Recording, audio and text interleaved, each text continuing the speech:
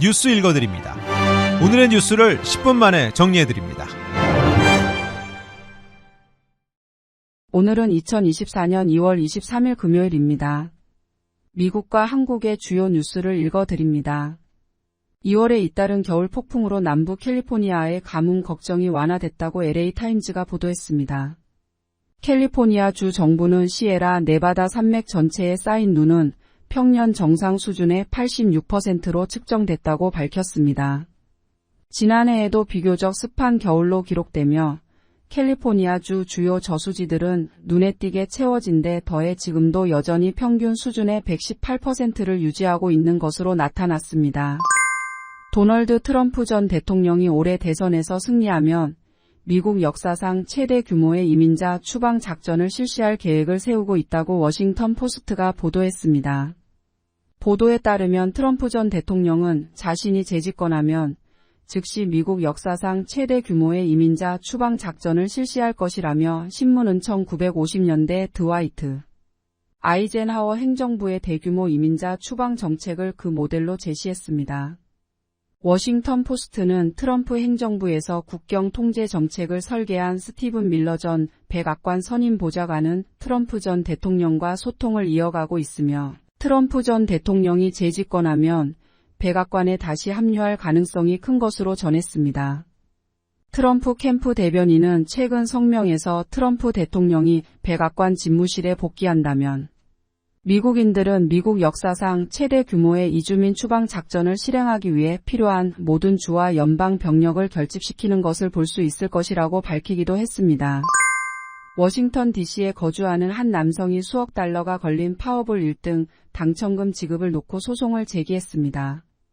현지 언론 보도에 따르면 존 칙스는 지난해 1월 6일 파워볼 복권을 구입하고 이틀 후 복권국 홈페이지에서 확인한 결과 자신이 구입한 번호가 1등으로 게시돼 복권국을 방문해 당첨금 지급을 요청했습니다. 하지만 복권국 측은 1등 당첨 번호를 다시 확인한 후 홈페이지에 게시된 번호는 실수로 잘못 올린 것이라며 지급을 거부했습니다. 복권국 홈페이지 관리업체인 타우티 엔터프라이즈는 직원이 잘못된 파워볼 번호를 게시했고 1월 9일 오류를 발견하고 삭제했다고 주장했습니다. 이에 대해 존 칙스의 변호인은 복권국이나 관리업체에 실수가 있었다 하더라도 아이오와주에서는 당첨금이 지급된 사례가 있다고 주장했습니다. 미국이 러시아의 우크라이나 침공 2년을 앞두고 러시아 관련 대규모 신규 제재를 발표했습니다. 연방 재무부와 국무부는 러시아가 억압과 인권 침해, 우크라이나 공격에 대한 대가를 치르도록 500개가 넘는 대상을 제재한다고 발표했습니다. 이번 제재는 러시아의 주요 수입원인 에너지 산업과 군산 복합체 등이 주요 대상입니다. 지난 16일 옥중 의문사한 러시아 야권운동가 알렉세이 나발리의 죽음과 관련된 러시아 당국자 3명도 제재 대상에 포함됐습니다. 미국이 멕시코 대통령 측근과 마약 밀매 카르텔 간 부적절한 자금 흐름 의혹에 대해 장기간 조사했다는 보도가 나왔습니다. 뉴욕타임즈는 멕시코 대통령 측근들이 카르텔 조직원으로부터 수백만 달러를 받았다는 의혹에 대해 미국의 사법당국의 추적이 수년간 있었다고 보도했습니다.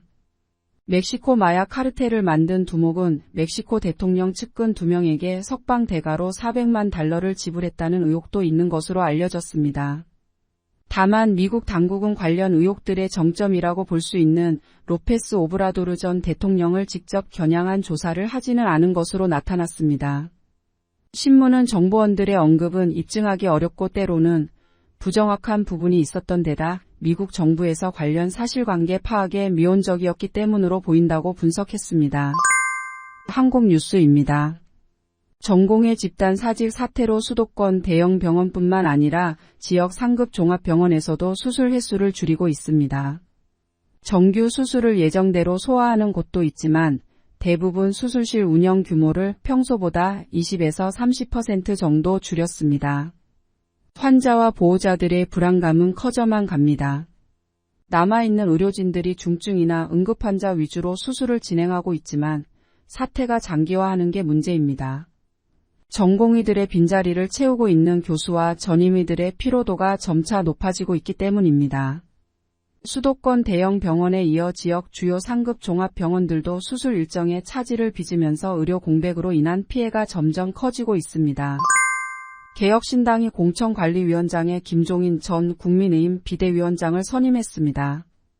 이준석 대표는 다소 늦었지만 어느 당보다 중량감 있고 정무적 능력이 탁월하다며 김 위원장이 공천의 정권을 행사할 것이라고 밝혔습니다.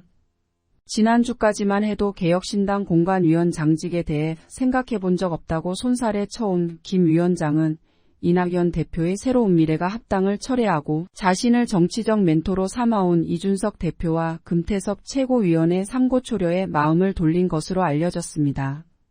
김 위원장의 제3지 대행에 민주당은 별다른 입장을 내지 않았고 국민의힘은 평가절하했습니다.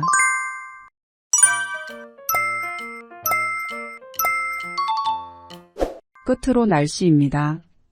남부 캘리포니아 맑은 날씨 보이겠습니다. LA와 오렌지 카운티는 낮 최고 기온은 77도, 밤 최저 기온은 53도 예상됩니다. 벨리와 일랜드 엠파이어 지역 낮 최고 기온은 77도, 밤 최저 기온은 46도 전망됩니다.